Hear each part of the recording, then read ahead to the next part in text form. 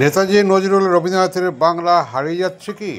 হুগলি জেলার শ্রীরামপুরে 18শো শতাব্দীতে প্রথম বাংলা সংবাদপত্র শ্রীরামপুর দর্পণ প্রকাশিত হয়েছিল। এখন সেটা বন্ধ।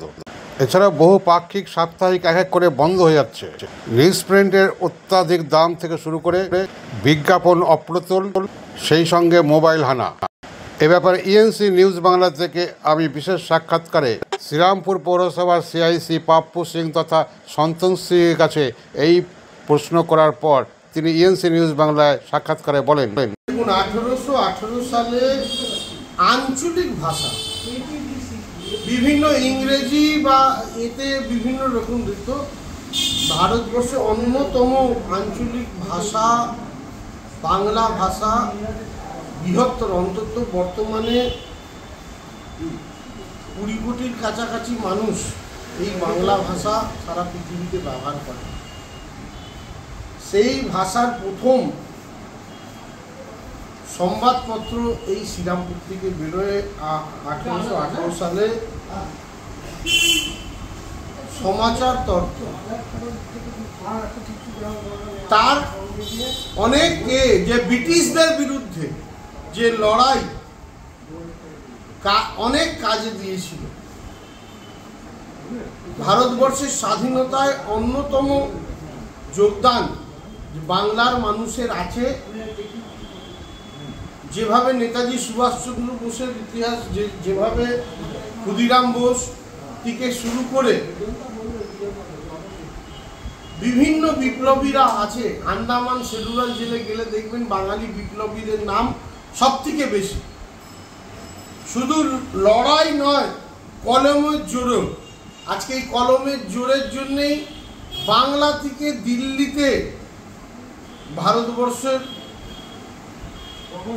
যে ক্যাপিটাল করার জন্য বাধ্য হয়েছিল। লড়াই এমন জায়গায় গিয়েছিল কলমের জোরে। শ্রীরামপুর তার অন্যতম, বহু মানুষ আছে কিন্তু শ্রীরামপুর প্রথম, তাই এর অনেক ঐতিহ্য আছে। আর সেই জন্য শ্রীরামপুরে ঐতিহাসিক জিনিসগুলোকে আমরা সংরক্ষণ করার চেষ্টা করছি। বহু জায়গায় প্রাইভেট প্রপার্টি আছে বলে অনেক সুবিধা হচ্ছে। বাকিগুলো আমরা চেষ্টা করছি যে এটাকে সংরক্ষিত করে নতুন প্রজন্মর কাছে এটাকে তুলে ধরা এবং নতুন প্রজন্ম নিজেদের ইতিহাস যাতে না ভুলে সেটাকে বারংবার তুলতে হবে। বাংলা সাহিত্য, বাংলা ভাষা ধীরে ধীরে কি লুপ্ত হয়ে যাচ্ছে? অনেক পাক্ষিক সাপ্তাহিক সংবাদপত্রও বন্ধ। এ ব্যাপারে শ্রীরামপুরের সিআইসি সন্তোষ সিং তথা পাপ্পু সিং বলেন, এখন পশ্চিমবঙ্গ সরকার বাংলা পড়ার জন্য একটা উৎসাহিত করা হচ্ছে। বিভিন্ন পৌরসভাগুলো বাংলায় বোর্ড করতে হবে। যেরকম শ্রীরামপুর পৌরসভা এই দুর্গাপুজোর পরই দেখবেন শ্রীরামপুরে একটা বোর্ডও বাংলা ছাড়া থাকবে না। ইংরেজি থাকুক, আমাদের আপত্তি নেই, হিন্দি থাকুক, আপত্তি নেই, বাট বাংলা তার সাথে রাখতে হবে।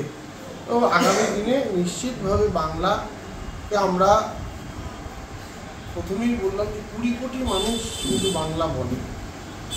শুধু পশ্চিমবাংলায় 10 কোটি মানুষ, আসাম, ত্রিপুরা এবং প্রবাসী বাঙালিরা আছে।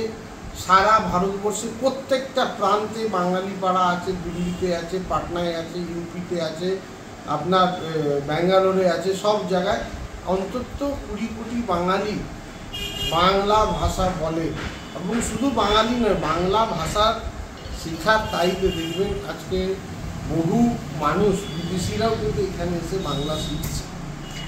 এখনকার প্রজন্ম মোবাইলমুখী, বই পড়া বা সাহিত্যমুখী নয়, খেলাধুলা বন্ধ। এ ব্যাপারে আপনার বার্তা আপনি কি বলছেন?